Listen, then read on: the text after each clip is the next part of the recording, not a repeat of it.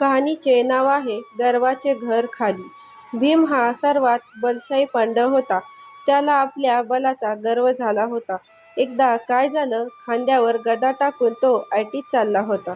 वाटेत त्याला एक म्हातारा वानर दिसला. त्याची लांब शेपूट वाटेवर आडवी पसरली होती.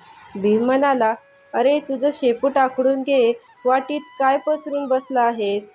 वानर नम्रतेने म्हणाले, "मला म्हाताऱ्याला ते उचलत नाही. फार लांबलचक आहे ना, तूच उचलून ठेव ना." "बाबा." भीम ते उचलू लागला तर ते उचलेना. गदा खालून प्रयत्न केला तरी हालेना. भीमाची दमछाक झाली. त्याने वानराची क्षमा मागितली व म्हणाला, "तू खरा कोण आहेस? सांग. मला माझ्या शक्तीचा गर्व झाला होता.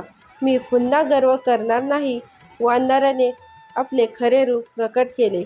तो होता प्रत्यक्ष महापराक्रमी रामभक्त हनुमान.